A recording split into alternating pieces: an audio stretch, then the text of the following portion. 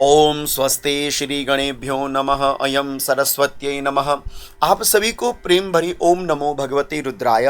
मैं पंडित ग्रीशानंद शास्त्री स्वागत करते हुए आप सभी का कार्तिक का पावन पवित्र महापुनीत मास 7 अक्टूबर से प्रारंभ हो रहा है और 5 नवंबर पर्यंत तक यह कार्तिक का महापुनीत मास चलेगा। कार्तिक की महिमा का क्या कहना, इतनी अद्भुत महिमा है। शास्त्र में एक प्रमाण लिखा हुआ है कि व्रतानामिह सर्वेशा मीक जन्मानुगम फलम कार्तिके तु व्रतस्योक्तम फलम जन्म शतानुगम। आप जितना पुण्य कर्म करते हैं उस पुण्य का फल भले ही आपको एक जन्म तक प्राप्त होगा, किंतु कार्तिक के एक महीने में आप जितना पुण्य फल इत्यादि अर्जित करते हैं वह आपको 100 जन्मों तक प्राप्त होता रहता है।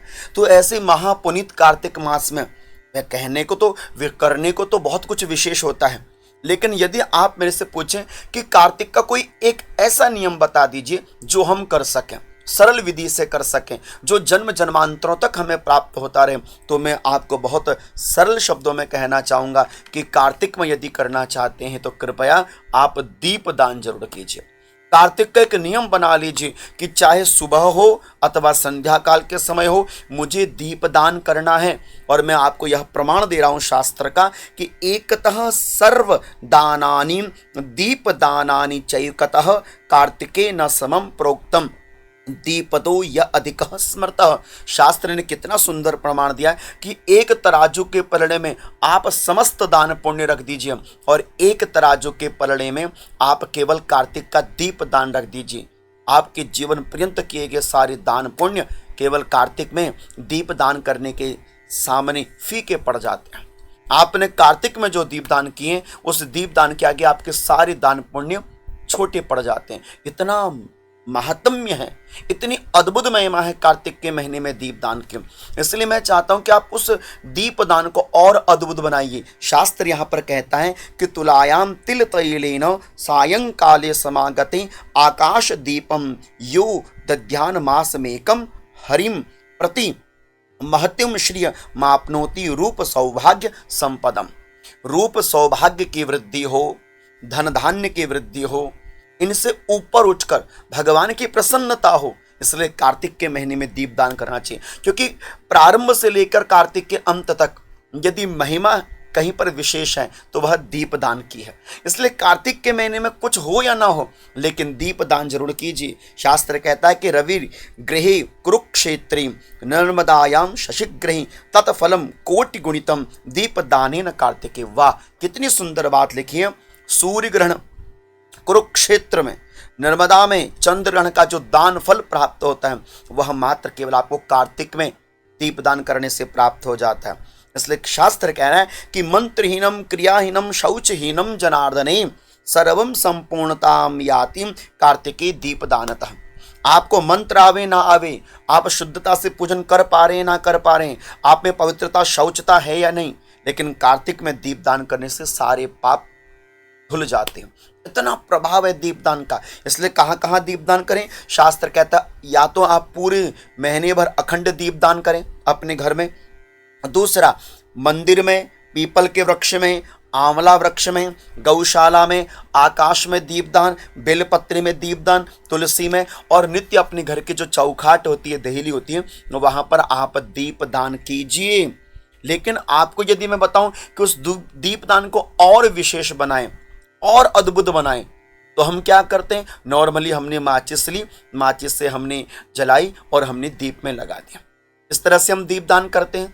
देखो, सबसे पहले तो यह जानो कि दीप से कभी दीप नहीं जलाना चाहिए। एक दिया यदि आपका प्रज्वलित है तो उस प्रज्वलित दीप से आपने किसी दूसरे दीप को नहीं जलाना चाहिए। दीप से दीप जलाने से दरिद्रता उत्पन्न होती है। या कैंडल का प्रयोग करें, मोमबत्ती का प्रयोग करें, तो शास्त्र कहता है ऐसा कुछ भी नहीं करना है। यदि आपने और विशेष फल कार्तिक में दीपदान के माध्यम से प्राप्त करना है तो मेरी शास्त्रोक्त विधि को आप समझिए। शास्त्र कहता है कि यदि आप तुलसी पावके नाथ यो दीपम कुरुते हरे दीप लक्ष्य सहस्त्राणाम पुण्य स लभते फलम। यदि आप अपने दीप को और प्रभावशाली करना चाहते हैं दीपदान को, तो आपके पास तुलसी की काष्ठ जो तुलसी मैया होती है, जब वह सूख जाती हैं तो जो उनकी लकड़ी बनती है उसे कहते हैं तुलसी काष्ठ। आप अपनी प्रादेश मात्र जितनी तुलसी की काष्ठ ले लीजिए, उस तुलसी की काष्ठ में आप प्यारी से रुई को लपेटिए और उसको घी में या तिल के तेल में डुबो लीजिए और उस रुई के ऊपर थोड़ा सा आप कर्पूर छिड़क दीजिए। उसके बाद आप उसको प्रज्वलित कीजिए। प्रज्वलित करने के बाद फिर आप उस काष्ठ के माध्यम से दीप प्रज्वलित करना प्रारंभ करें। शास्त्र कहता है कि आप सोच नहीं सकते, आपकी समझ वहां तक नहीं पहुंच सकती, आपको इतना पुण्य प्राप्त होता है। लक्ष्य सहस्त्राणाम, हजारों करोड़ गुना फल आपको प्राप्त हो जाता है केवल तुलसी के काष्ठ के माध्यम से दीप दान करने से। इसलिए मैं चाहता हूं कि जो मैंने शास्त्रोक्त प्रमाण आपके सामने रखा, इस प्रमाण के माध्यम से आप दीप दान करना कार्तिक के महीने में प्रारंभ कर दीजिएगा। यदि प्रभु की कृपा रही, आपका दीपदान सफल रहा, अवश्य में आपको पूर्णतः फल प्राप्त होगा। लेकिन कार्तिक में आप दीपदान करें, लेकिन दीपदान करते समय कुछ बातों का ध्यान रखें।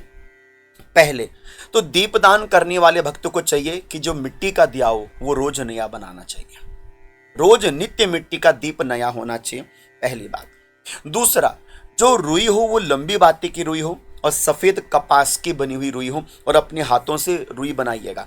ये नहीं कि बाजार से, अपने हाथों से बड़ी प्रेम से रुई बनाओ, लंबी बाती की, इतनी लंबी बाती की रुई बनाओ, उसको दीप में लगाओ और अपने ही दीप का प्रयोग आपने दीपदान के लिए करना चाहिए।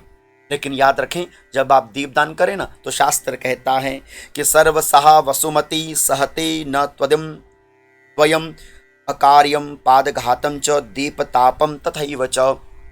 पृथ्वी में जब आप दीपदान करें तो मिट्टी का दिया हो अथवा कोई भी आप दीपदान कर रहे हैं, उस दीपक के नीचे आपने कुछ न कुछ पहले रख लेना चाहिए। दीपक को आसन में रखकर ही आपने दीपदान करना चाहिए, डायरेक्ट पृथ्वी पर रखकर आपने दीपदान नहीं करना है, शास्त्र कह रहा है। इसलिए क्या करें, आप दीप के नीचे कुछ पुष्प रख लो या काले तिल रख लो या अक्षत रख लो या जौ रख लो, जो भी व्यवस्था बनती है आप रखें, उसके ऊपर फिर आप दीपदान करें और दीपदान करके प्रणाम करके 3 परिक्रमा करनी चाहिए। इस तरह से आप यदि यह दीपदान करते हैं, सच मानिए वास्तविकता में आपका दीपदान सफल हो जाता है। आशा करता हूं कि इस छोटी सी वीडियो के माध्यम से आपको कुछ विशेष ज्ञान प्राप्त हुआ होगा। आप सभी को वंदन प्रणाम। ओम नमो भगवते रुद्राय, ओम नमो भगवते रुद्राय।